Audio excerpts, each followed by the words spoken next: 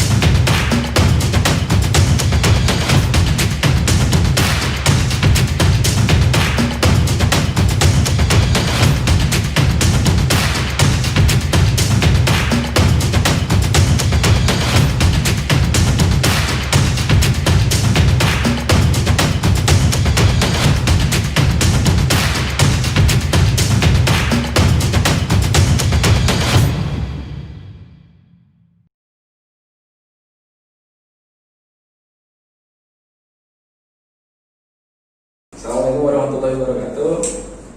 Selamat pagi Tribuners. Hari ini saya dengan Dr. Adib Fuadi Nuris. Beliau adalah Ketua 1 PP IKN Gontor dan Wakil Ketua serta Juru Bicara Satgas COVID-19 Pondok Modern Darussalam Gontor.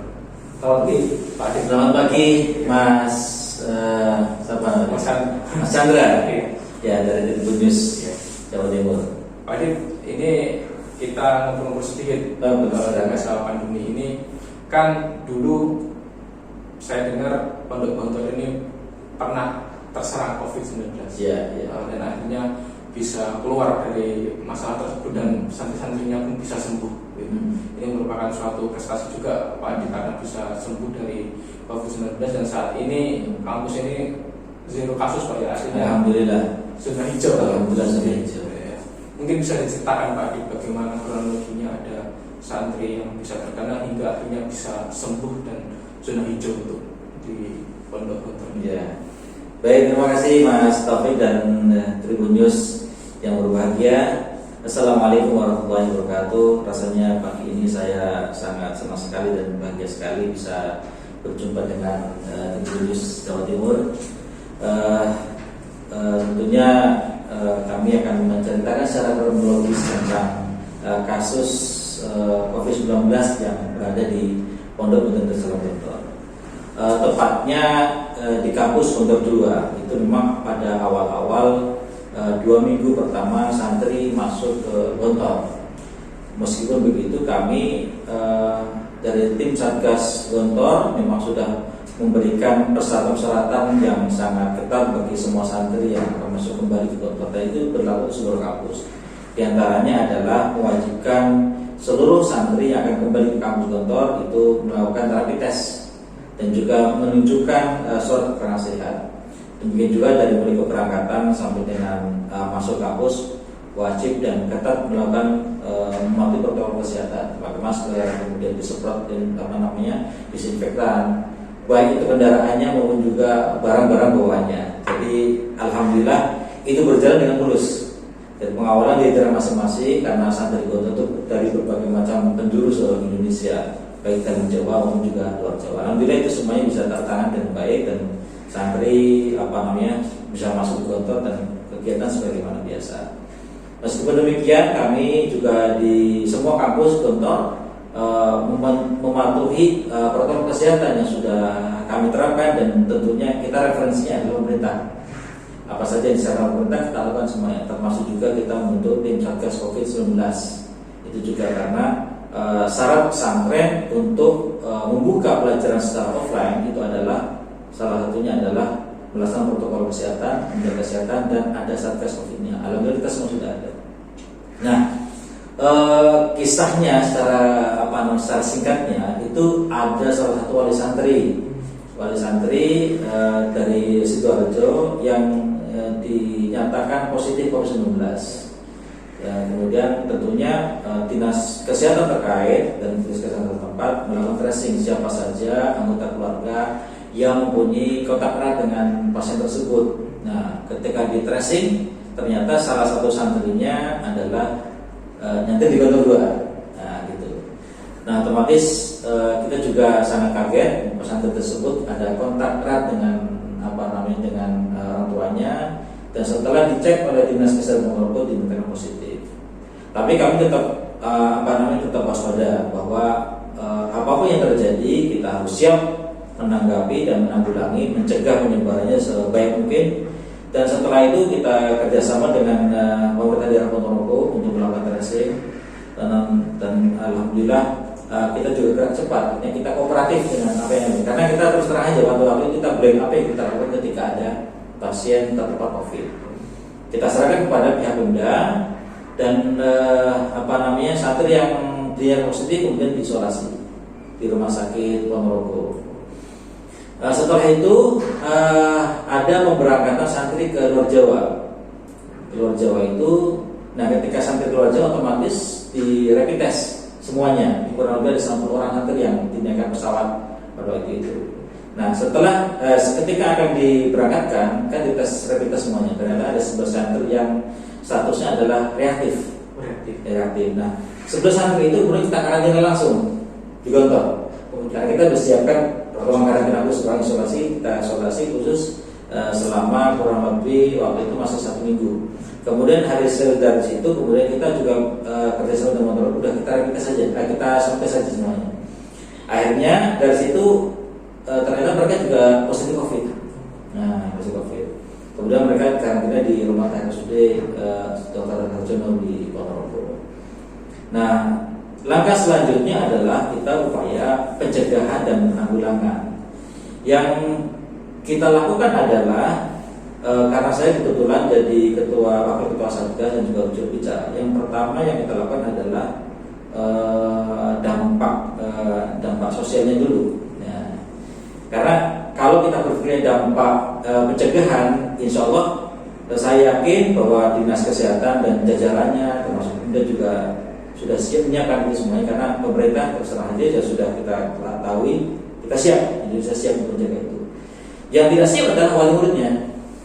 Ya, wali muridnya bayangkan kalau ini gimana anak saya, ini gimana saya. Ya, itulah yang terjadi, dan media juga memberikan informasi yang kadang-kadang juga tidak sesuai dengan fakta. Mungkin bayangan ada COVID di Gontor itu pada berjatuhan gitu. Ya. Tapi alhamdulillah kita informasikan kepada media, alhamdulillah Gontor telah melakukan kerjasama dengan dinas kesehatan, dengan Satgas kabupaten, dengan daerah. Kemudian santri kita kabarkan juga tidak ada santri yang yang sakit serius, tidak ada juga. Mereka tidak punya gejala berat, dan bahkan yang positif pun mereka masih sehat secara fisik ya, secara fisik. Dan kita sampaikan semuanya. Bahkan ya mohon maaf, ada kita laporkan juga ada call centernya. Ada call centernya. Jadi kebetulan yang berangkat ke Sulawesi itu kan anak dari Sulawesi juga. Jadi kita call center di KPM setempat kita libatkan untuk menyampaikan berita yang positif. Dan mereka ya kita kasih fasilitas telekonferensi antara mereka sendiri karena kita bekali handphone. Santri tidak pakai handphone, ketika mereka di rumah sakit, biar kita pun juga aman apa yang terjadi di tempat isolasi. Kemudian wali murid juga aman, mereka bisa berdoa. Alhamdulillah. Jadi isu di Gontor COVID ini begitu menggelisahkan. Alhamdulillah para wali santri juga semakin yakin bahwa Gontor mampu melaksanakan pencegahan pada tahap awal itu. Selanjutnya kita kedatangan Ibu Gubernur dengan Pangdam, dengan Kapolda. Alhamdulillah kita sambut. Lalu kita sangat sekali beliau menyampaikan beberapa hal, memotivasi kita untuk supaya tetap berkoordinasi, tetap sabar, tabah, tawakal dan seterusnya. Kemudian langkah-langkah selanjutnya adalah alhamdulillah beliau membantu kita dalam penanganan berupa memberikan rapid test Dan alhamdulillah dengan bantuan itu kita bisa merapikan semua satu kampus di Gontor 2 tanpa terkecuali. Jumlah 1.785 santri dan guru. Bertambah juga dengan ya pekerja-pekerja ya bagian yang kerja di dapur, yang kerja di rumah tangga, kemudian yang kerja bangunan, semuanya kita rapid semuanya. Dan kreatif. Hasilnya dari 1.785 orang itu kurang lebih ada 250 yang reaktif. Ya, berarti kurang lebih ada berapa persen ya? Sekitar 2%, berarti 1.700 hampir 2%. Jadi kalau kita ini kan 1.785 itu yang reaktif hanya 200, berarti belum menyebar secara masif. Ya belum menyebar masif karena kita satu kampus ternyata yang menyebar itu. Artinya apa? Kita langsung isolasikan. Dari hasil itu kita isolasikan pelan-pelan karena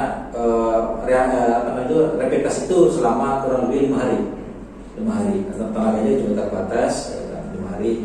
Dan ketika kita mengetahui santri itu yang reaktif, kemudian kita langsung isolasi di Wisma Darussalam di Gontor 1 sini. Dan semuanya alhamdulillah isolasi. Dari 250-an ini kemudian kita adakan swab test. Alhamdulillahnya tidak semuanya yang reaktif itu kemudian dinyatakan positif. Jadi ada 85 orang plus 1 yang di Ngawi itu. Jadi total kasus positif di kampus Gontor 2 itu 86 orang. 86 orang. Gimana Pak langkahnya yang bisa sembuh?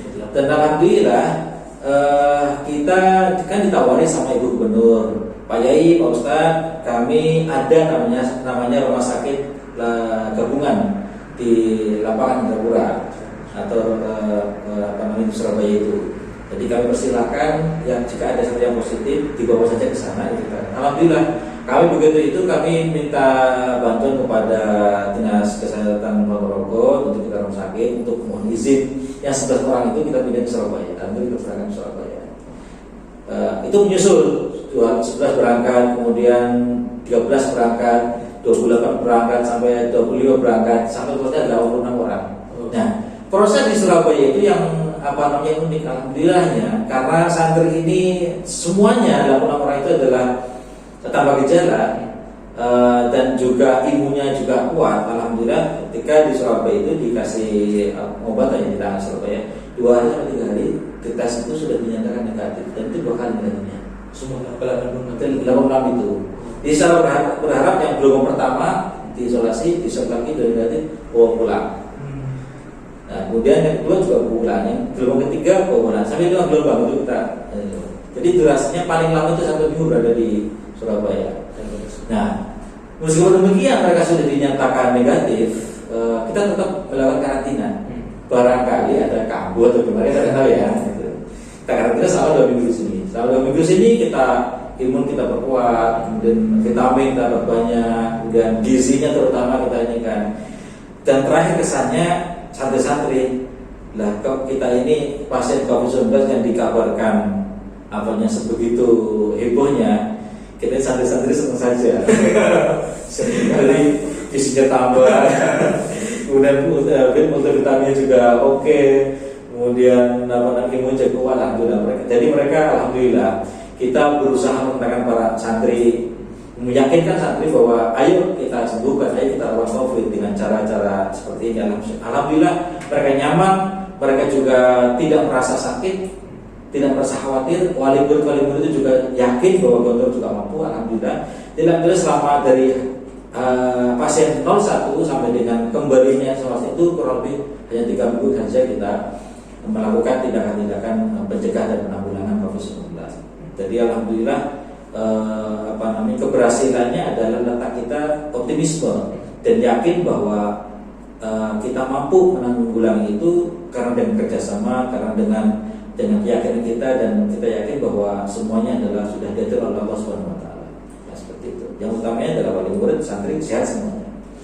Dan setelah itu kita adakan deklarasi zona hijau di kampus Gontor 2. Jadi setelah itu kampus ya tetap kita tutup semuanya dari orang luar yang masuk atau yang di dalam yang keluar. Nah, itu dan berlaku sampai sekarang. Ya, kita melakukan SOP protokol kesehatan semaksimal mungkin kegiatan-kegiatan di Gontor 2 pun Gontor 2 juga sudah banyak dikurangi karena untuk mengingat bahwa imunitas juga penting, santri tidak boleh terlalu capek. Dan alhamdulillah sejak zona hijau itu tidak ada kasus lagi di Gontor. Itu secara singkatnya begitu, Mas Chandra. Gontor ini menjadi salah satu pondok yang paling awal membuka pembelajaran tatap muka pada santri. Santri tidak dipersilakan untuk pulang agak belajar dari rumah, tapi tetap di pondok. Apa pertimbangannya dan bagaimana skemanya hingga sampai sekarang tidak ada COVID ini kok bisa zona hijau terus? Ya, perlu kami jelaskan di sini bahwa Gontor dengan sistem KMI-nya mempunyai kurikulum yang berbeda waktu dengan kurikulum SMA atau sekolah di luar pesantren. Kurikulum Gontor itu awal tahun ajarannya bulan Syawal. Bulan Syawal, tanggal 10 Syawal itu sudah start pembelajaran.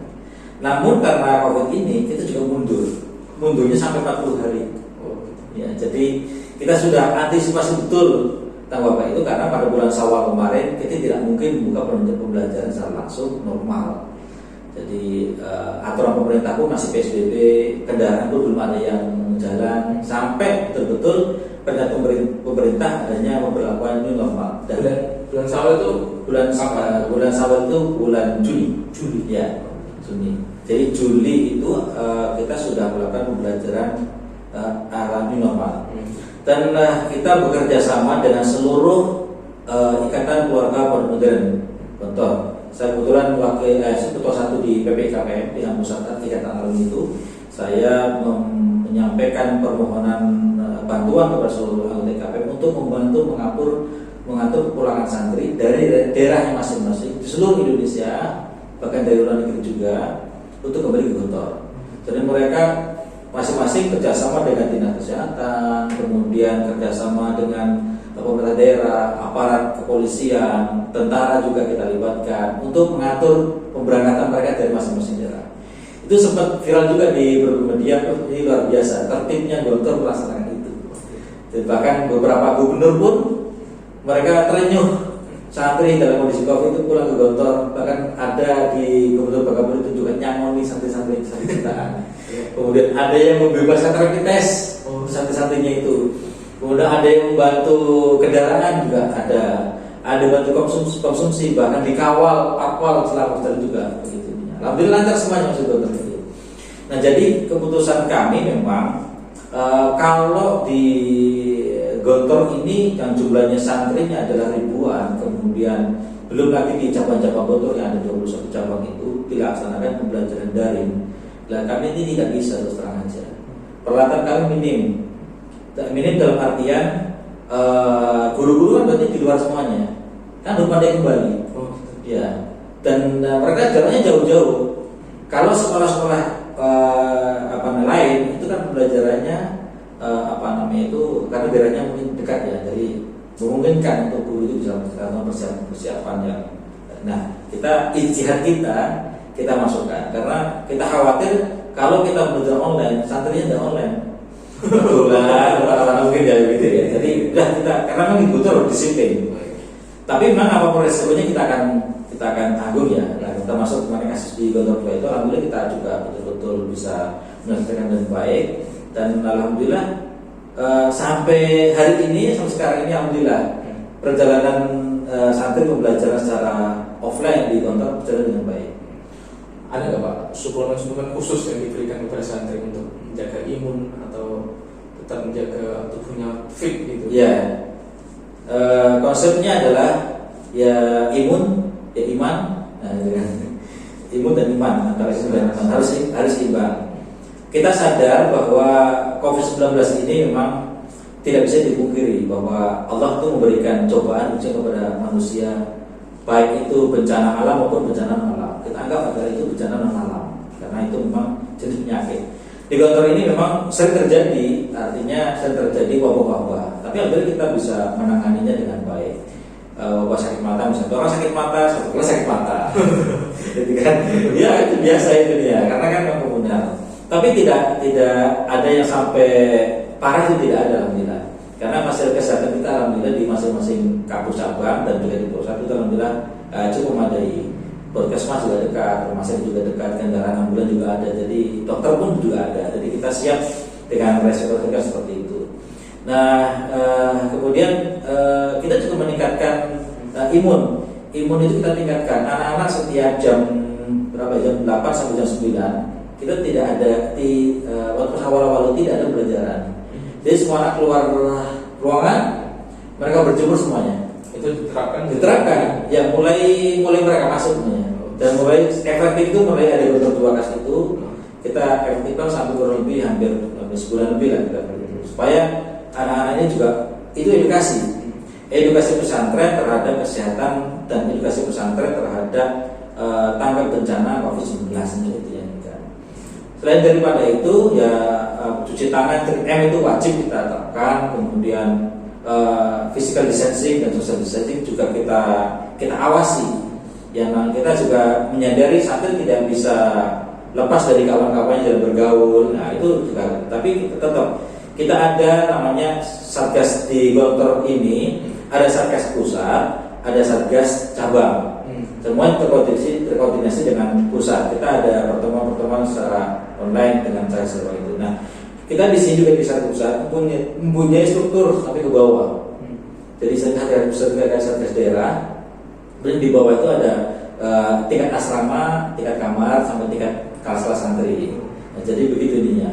Jadi sampai kita juga bekali mereka dengan atribut satgas. Ada rencananya satgas di sini, maskernya masker satgas, kemudian juga ada kokatnya. Mereka keliling kemana-mana dan mereka pede. Jangan kubur-kubur. Nah, itu lah. Jangan ya, itu selalu kontrol. Ya layak satpol PP-nya.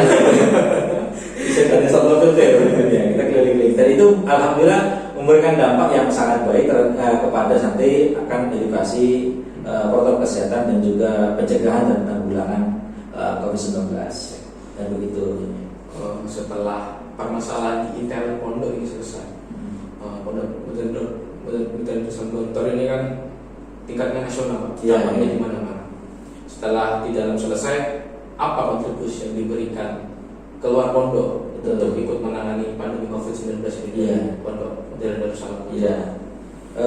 Kami juga mempunyai kawan-kawan dan peserta pesantren yang ada peserta alumni yang ada di seluruh Indonesia. Itu kurang lebih ada 300-an pesantren alumni yang sistem dan tahun pembelajarannya rata-rata bersama. Pada waktu itu kan beberapa pesantren memang mayoritas belum berani memasukkan, tapi kami juga menyampaikan bahwa sesuai dengan keputusan bersama surat bersama 3 menteri itu, ada Kementerian Kesehatan, Kementerian Negeri dan kemudian Kementerian Agama itu mensyaratkan adanya satgas COVID-19. Itu mengapa penting? Karena pengalaman kami, kalau saja kita tidak mempunyai satgas, kita juga akan keteteran jika ada kasus misalnya itu. Nah, ada satgas ini alhamdulillah kita mempunyai tim yang sangat solid. Baik itu tim dari sekretariatan, kemudian ada tim logistik, kemudian ada tim pencegahan dan penanggulangan, tim kerjasama, kemudian ada tim support dan lain-lain. Itu alhamdulillah membantu kita semuanya. Dan itu kalau menurut saya itu memang mutlak. Karena apa? Karena tidak mungkin pimpinan ataupun direktur ataupun dari pihak yayasan, yayasan yang mengelola pesantren itu, mereka akan melakukan hal itu secara detail. Ya. Nah, oleh karena itu ada satgas ini adalah sebagai pelaksana di dalam pencegahan dan penanggulangan COVID-19 sesuai dengan aturan yang sudah ditetapkan oleh negara. Nah, maka dari itu kami juga menginformasikan dan mendorong kepada semua itu, kita ada community, pelatihan dan sebagainya itu untuk membuat satgas. Dan alhamdulillah ada yang sudah masuk dengan mempersiapkan semuanya. Jadi apa pengalaman kita dalam menjawab protokol kesehatan, mereka siapkan semuanya. Termasuk juga upaya-upaya lain untuk pencegahan dan penanggulangan kerjasama dengan dinas kesehatan setempat, itu dengan puskesmas yang terdekat, terutama bagaimana menyiapkan tempat isolasi harus ada, P3K-nya juga harus lengkap. Nah itu dia. Pak, tadi saya dengar pondok pesantren Darussalam Gontor sudah mempunyai mesin PCR. Benar nggak itu Pak? Ya, kita sudah alhamdulillah sudah mempunyai mesin PCR, dan alhamdulillah 2 minggu yang lalu itu sudah dinyatakan beroperasional secara resmi karena sudah berizin. Ketika awal pandemi ini memang kita berpikir jangka panjang, ya kita jangka panjang. Kalau kita tidak mempunyai mesin PCR sendiri, itu kita akan kesulitan. Pada waktu itu memang semua spesimen yang hasil dari swab test itu harus dibawa ke Surabaya.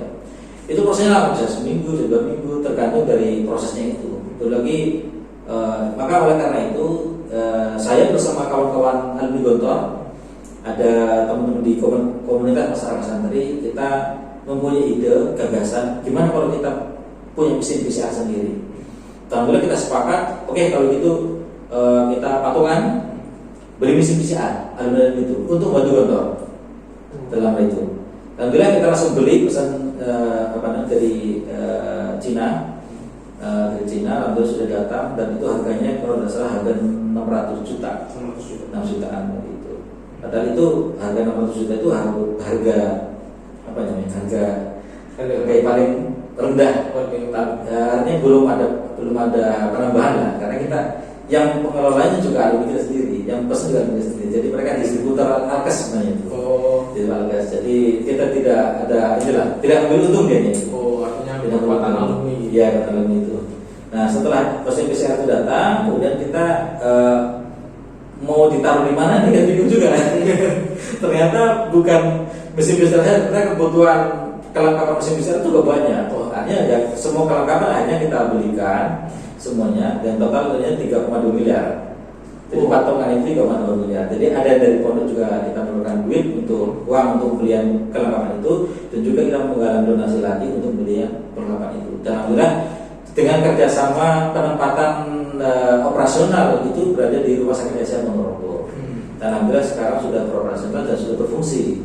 Jadi kalau ada santri gejala apa-apa, siap aja langsung tidak apa-apa. Free. Ya, untuk Gontor itu dengan kita ada harganya.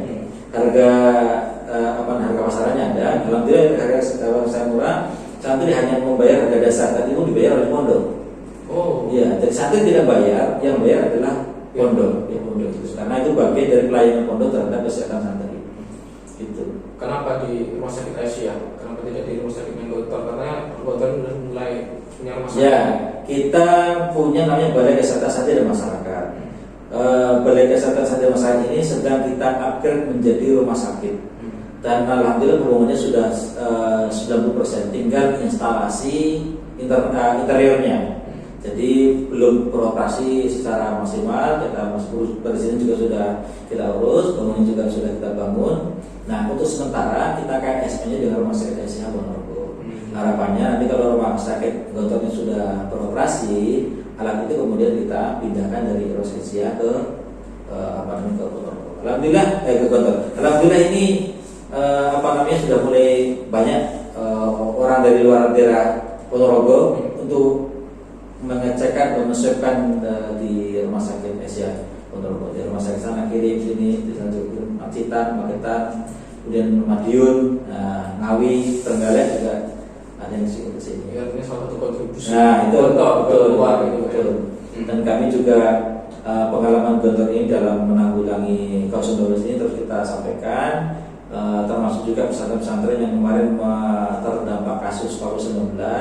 Ya, kita juga berkoordinasi dengan mereka, dan alhamdulillah pengalaman kami ada yang keliru lah gitu ya. Ada yang keliru atau seperti itu. Tetap kami juga di Ponorogo menghimbau kepada masyarakat, terutama di masyarakat Gontor dan sekitarnya, untuk terus menjaga protokol kesehatan. Targetnya untuk rumah sakit Gontor jadi Insya Allah bisa beroperasi di 2021. Jadi sudah hampir selesai ya. Tinggal penataan area parkir, kemudian pemesanan alat-alat kesehatannya. Lokasinya ini? Lokasinya di dekat sini. Masih di dalam pusat satu.